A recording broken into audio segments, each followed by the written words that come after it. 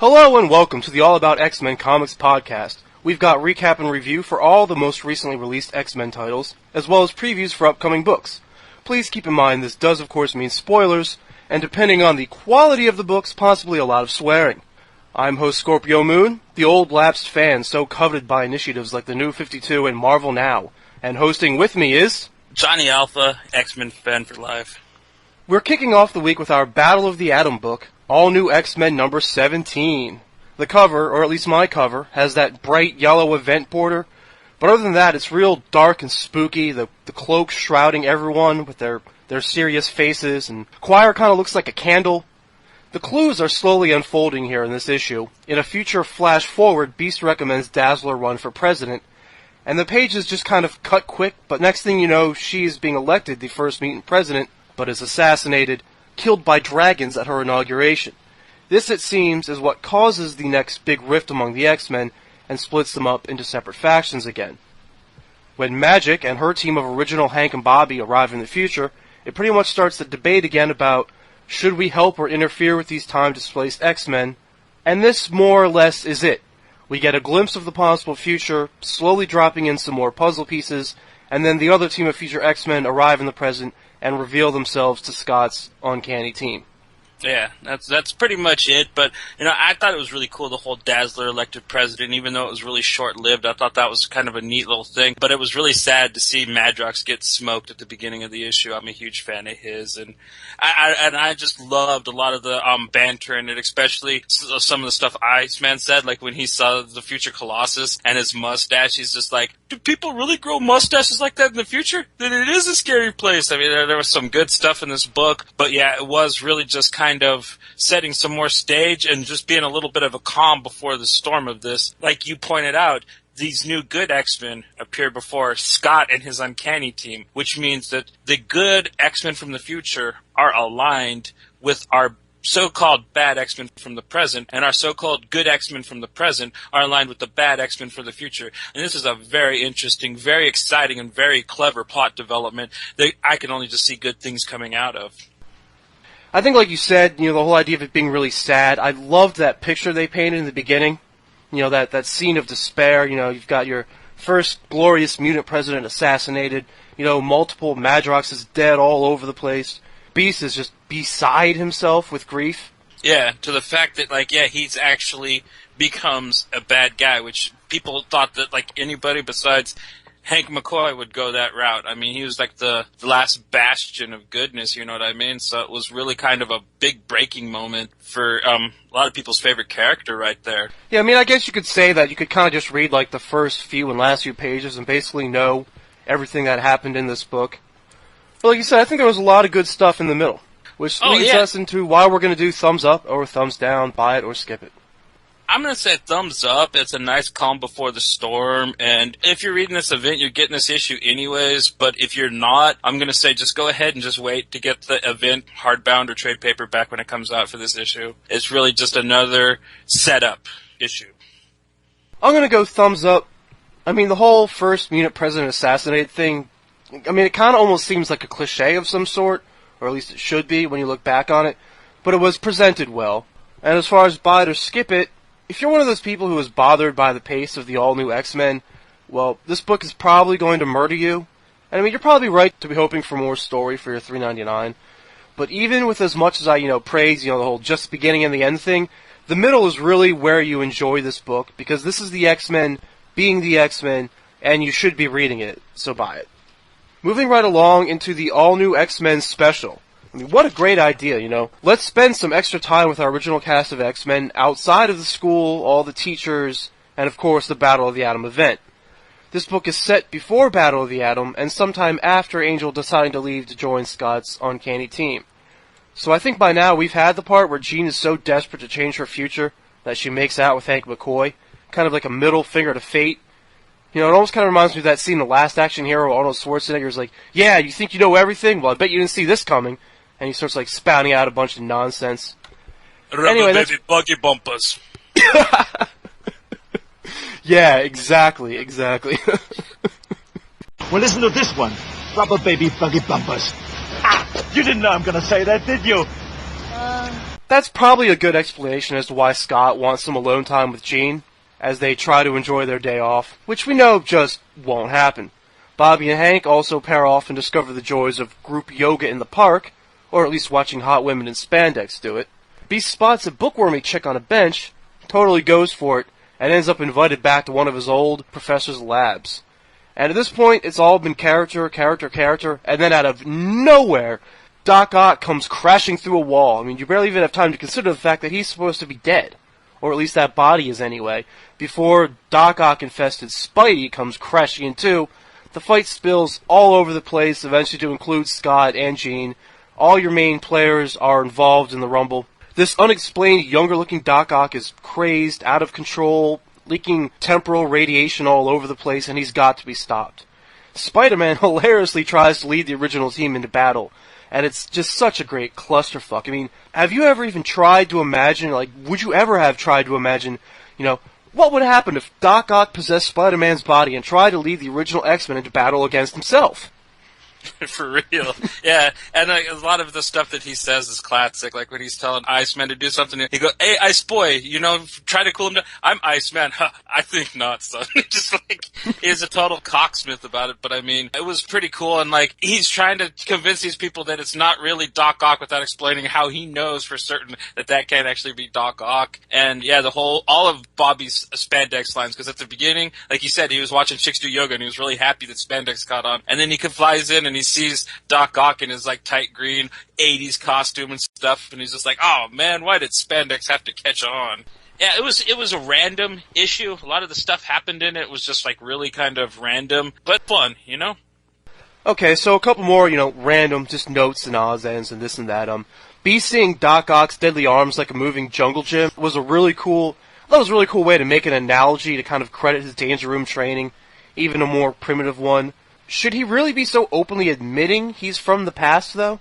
Yeah, I mean, really. But he made a good point that, dude, one day, really soon, I'm going to be blue, and I'm not going to get laid anymore. So, Bobby, let me have this. So, I mean, I think he was doing anything. And, when he said he was from the future, they basically drew her panties drop. You know what I mean? For the most part, with how ecstatic they showed her with their hands all ringed and stuff. I mean, Beast is in the zone right now.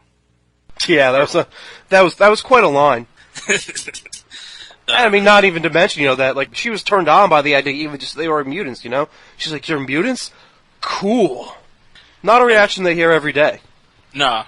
As far as the Doc Ock Spider, though, I mean, he's been coming up a lot for us, and he is really just so much fun to read. I love his pissed-off attitude. He just seems so constantly annoyed with everyone and everything around him, just the arrogance. I also love how he keeps denying even the possibility of time travel.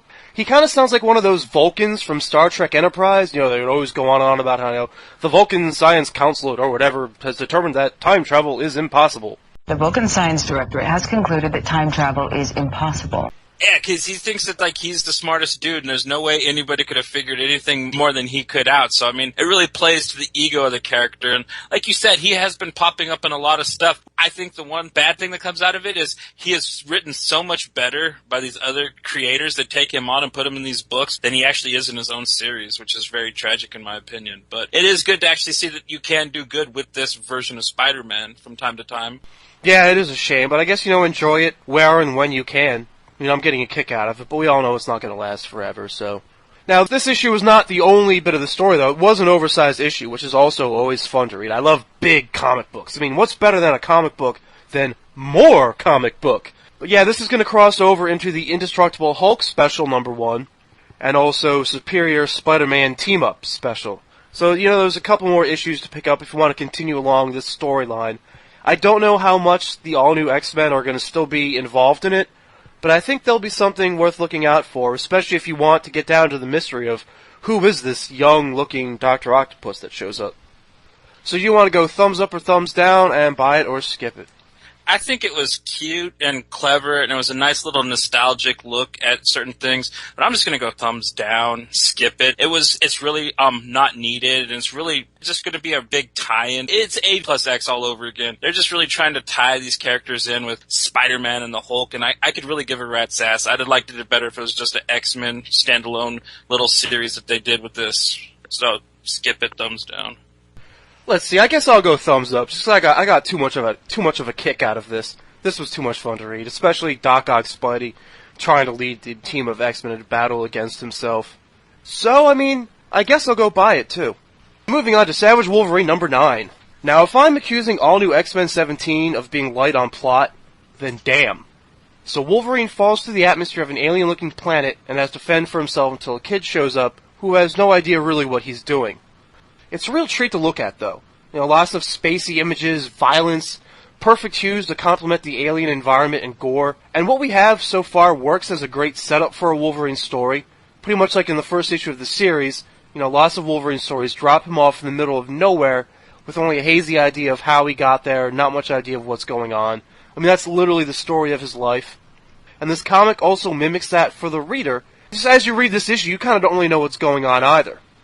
And what we also have here is someone manipulating Wolverine, which, I mean, once again, is kind of the story of his life. For real. And like you said, dude, it just is a great book to look at. That big beast thing that he fights and takes down and just comes out of the ground, it was really reminiscent to the ice monster in the first Star Trek, J.J. Abrams Star Trek movie, which I thought was like a nice little thing. And it also kind of has a Riddick feel, but at the same time, I am still getting these strong surges that, dude, it is the next Schnicked, man, and I can't wait to get the next issue. I know that this was just a nice little setup, like you said, and we don't really know what's going on, but I mean, Jesus, it has me pumped. You know, this is the kind of thing that Jock just excels at, in my opinion.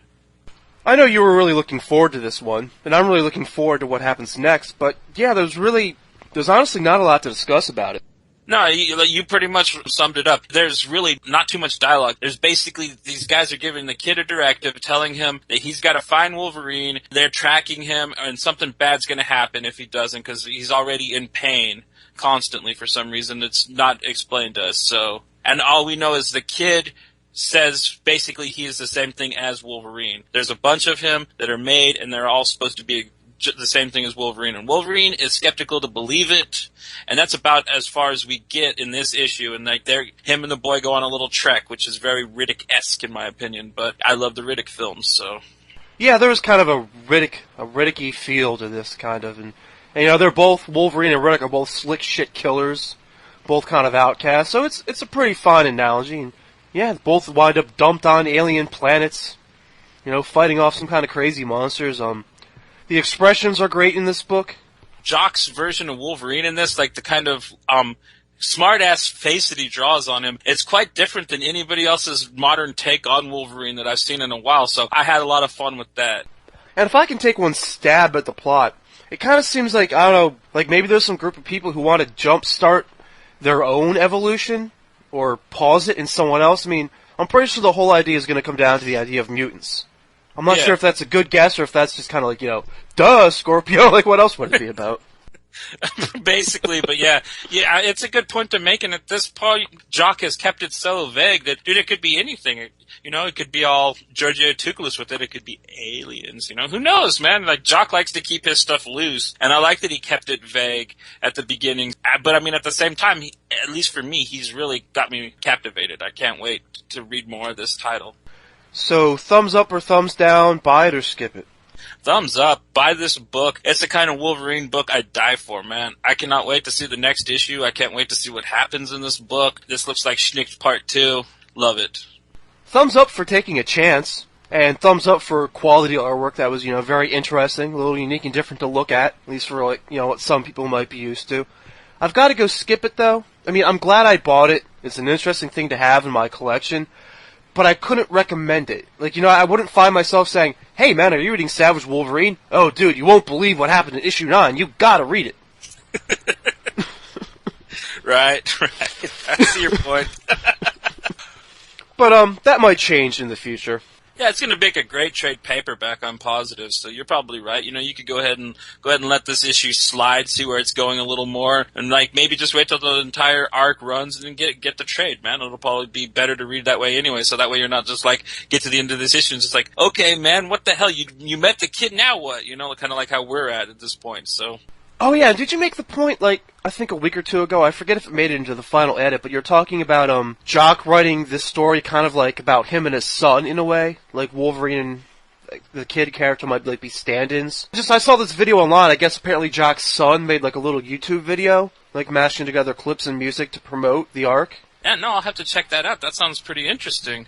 How cool would that be, though, man? To have your dad write you into a comic book. Oh yeah, dude, that's what dreams are made of, man. If you ask me, I mean, that's almost as cool as being in a film, you know.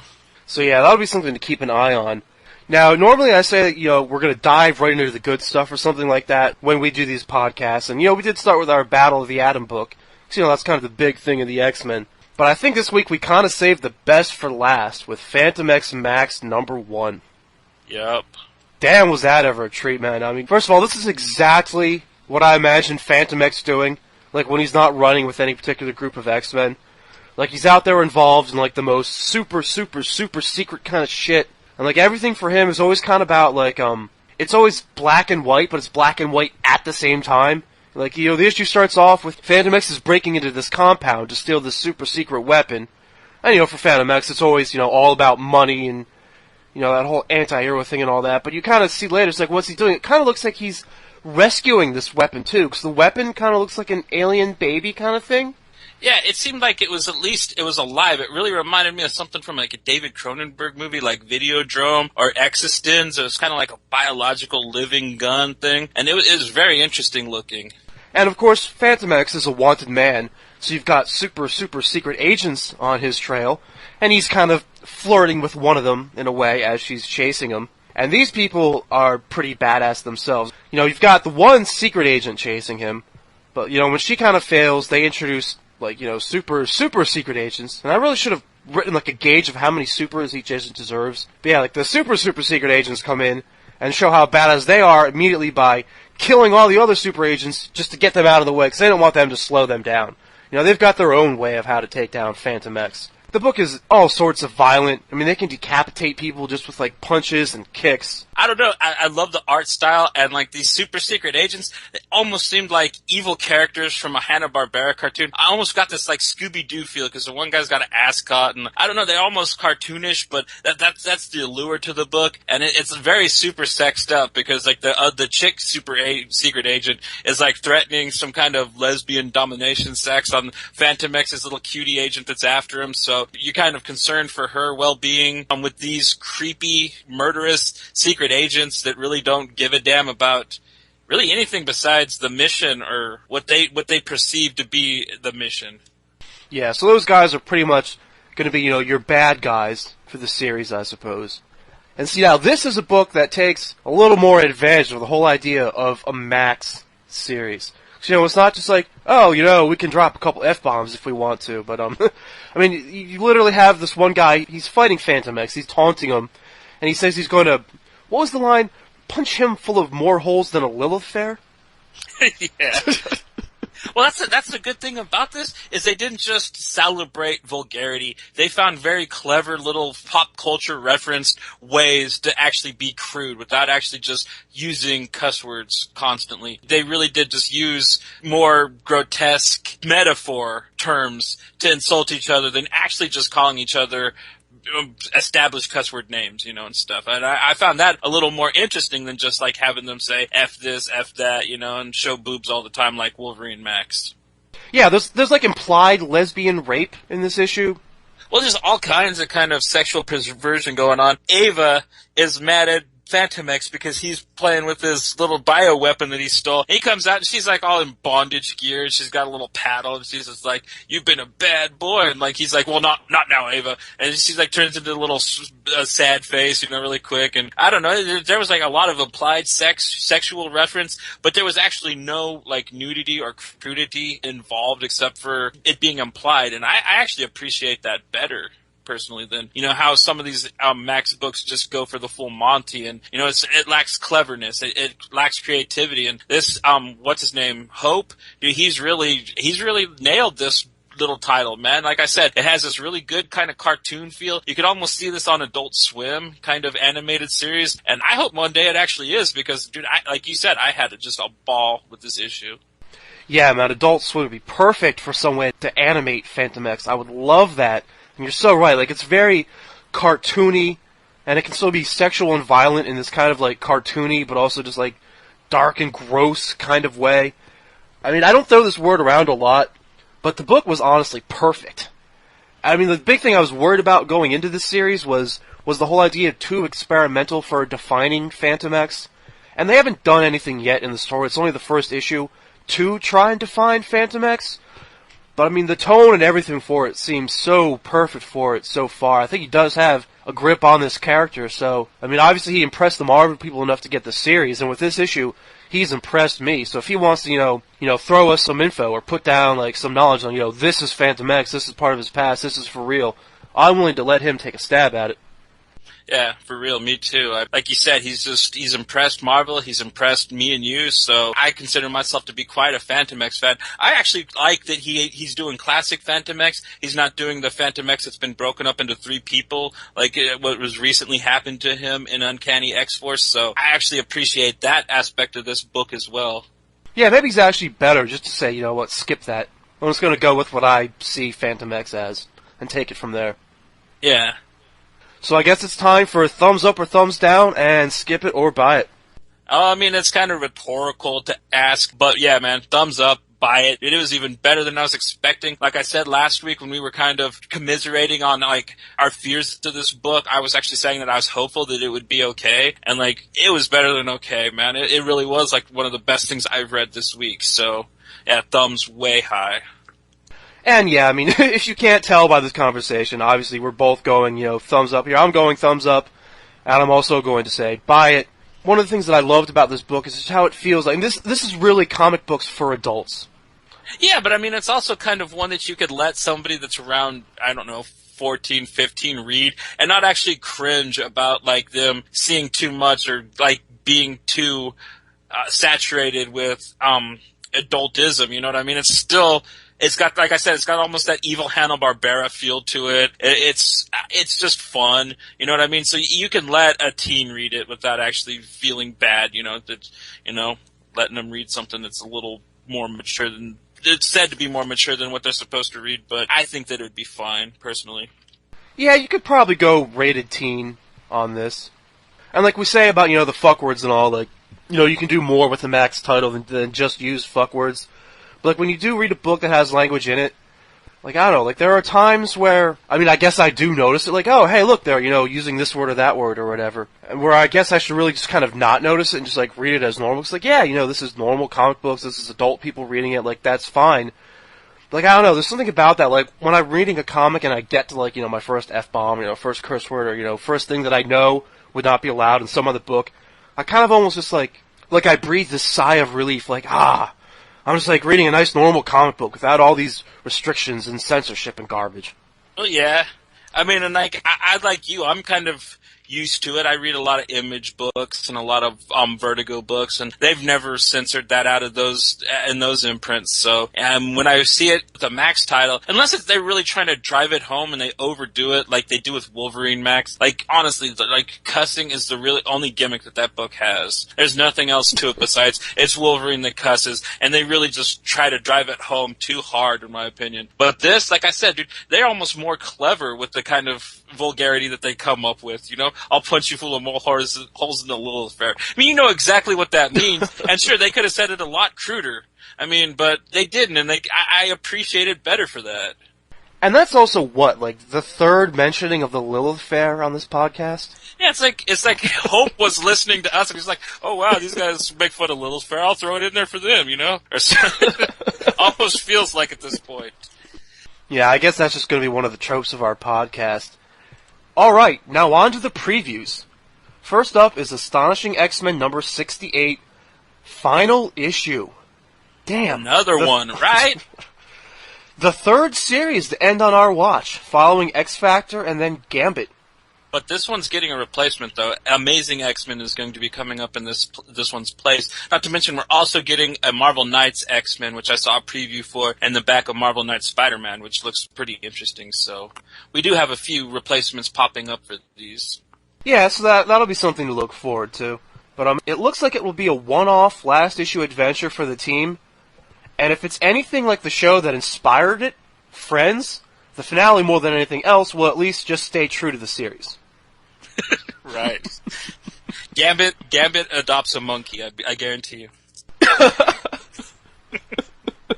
Yeah, man, I'm definitely gonna have to play a little, 10-second clip of the Friends theme song when we do the review of it, just for old time's sakes. I mean, every time we talk about this series, it always goes back to Friends.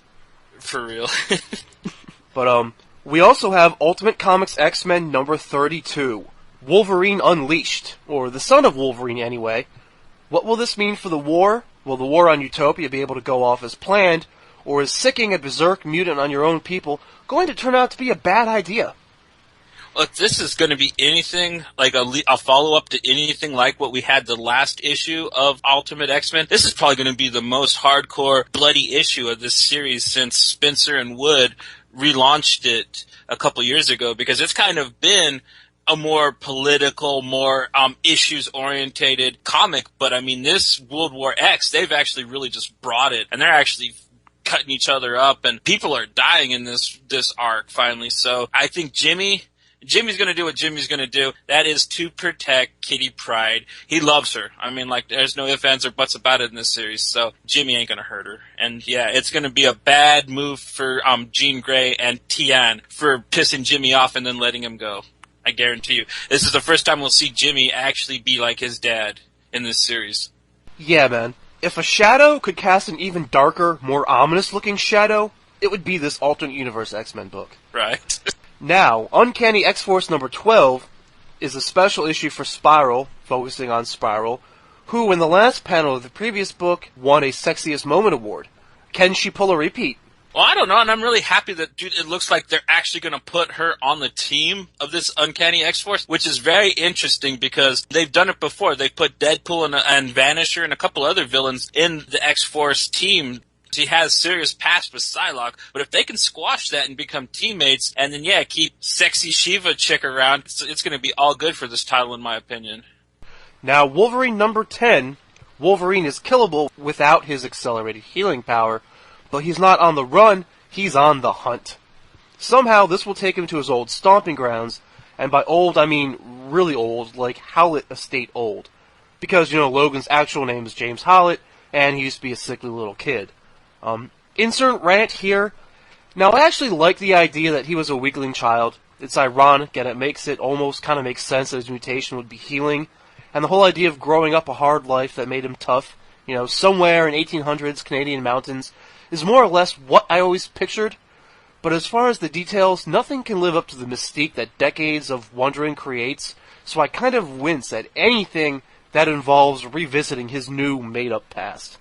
Yeah, the Origin mini-series that they did for him that actually turned into an ongoing series for a while there was just awful. I mean, like you said, there were certain things about it that you kind of figured they would bring up about him anyways, but to actually disclose his full origins, I found folly, and I think that they really just did a bad job of it, and the fact that they're going to be relying on that heavily in this series with this arc, it kind of makes me wince, like you said, because last issue was almost fun, you know what I mean, with him fighting the Leaper guy and stuff like that. I mean, it was clever, it had good banter to it, it was almost old 90s style Wolverine comic, except for it had loose tie-ins to the film that just came out, but this, it's just like, man, really, why do you gotta go back there? I mean, I know it's an homage and Marvel wants to tie all their shit together, but I mean, really, they should maybe even try to come up with a new origin for Wolverine with Marvel now.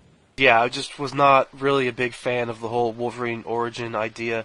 It's just one of those things where, I feel like so much of the character, the idea of not knowing his past is just built into it. And yeah, sure, sometimes you want to have growth and change in characters. This is something that we've brought up a dozen times before. But I guess that was just kind of not really the way I wanted to see it. If anything, I would have preferred them to take something more along the lines in the comic books, like I guess they kind of did in the X2 movie where Wolverine decides, just fuck my past. I'm worried about what I've got now. Yeah, and that, dude, honestly, to tell you the truth, that's how I see Wolverine. And that was one of the best things that they showed in those films, is that, in some points, even though I hate him, they actually captured Wolverine better than some of the recent comic books have. So yeah, hopefully Wolverine number 10 doesn't trash the good sentiments that we had about the book. But we also have X-Men number 6, our Battle of the Atom book for the week.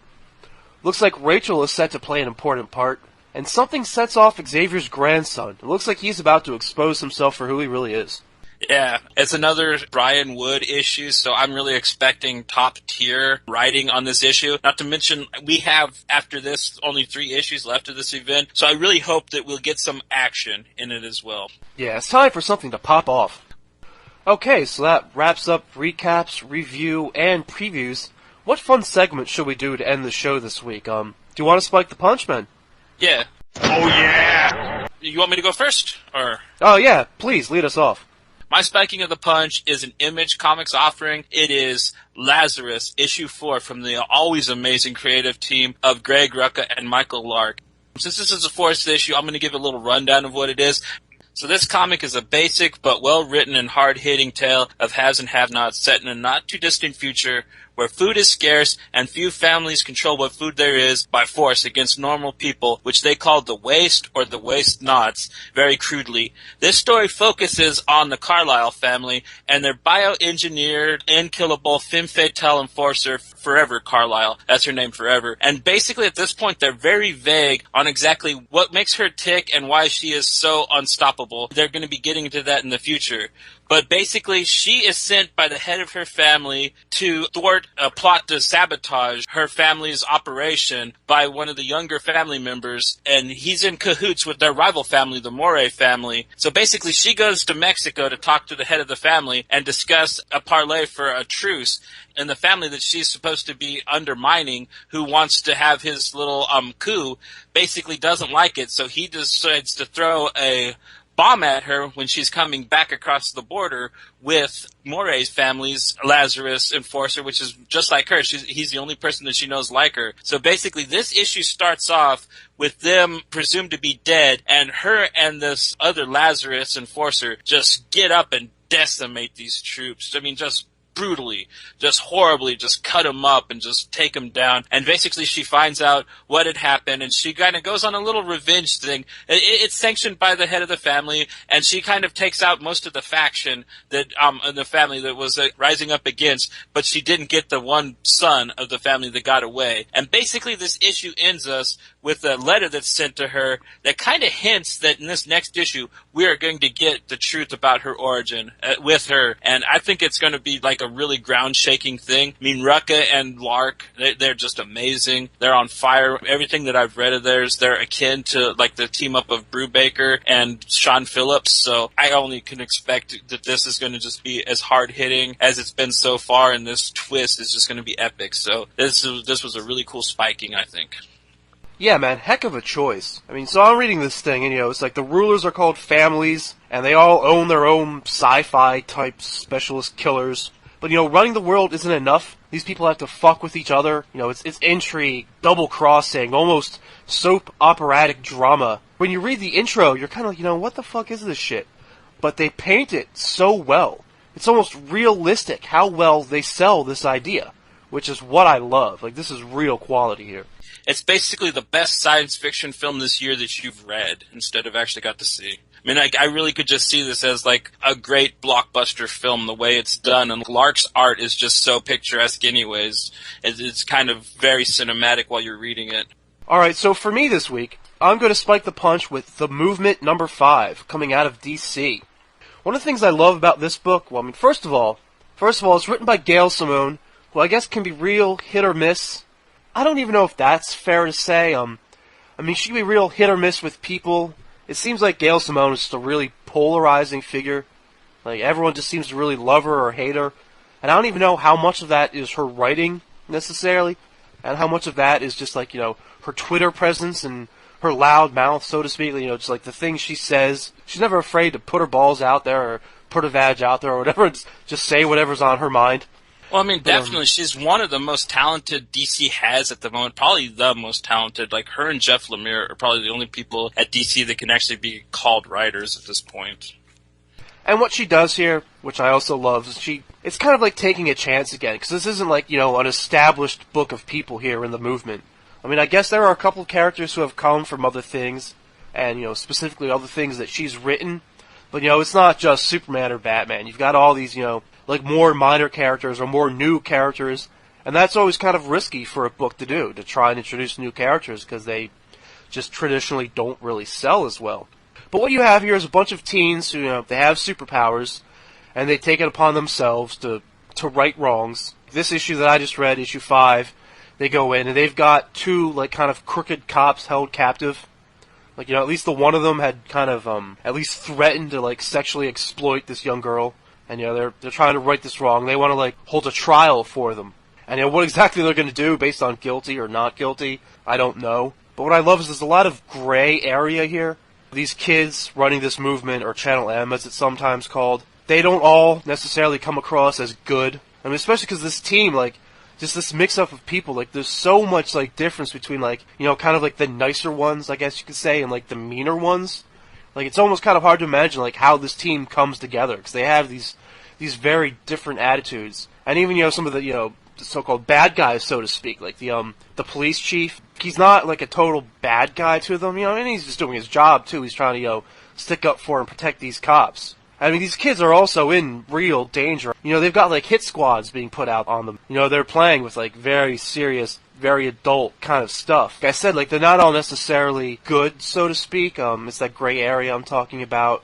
The vibe I kind of get from this book is it's almost kind of like, and the whole idea of the movement, it's somewhat based on the whole idea of, like, 99% shit. And, like, I don't know, I'm not incredibly political. I'm not terribly political.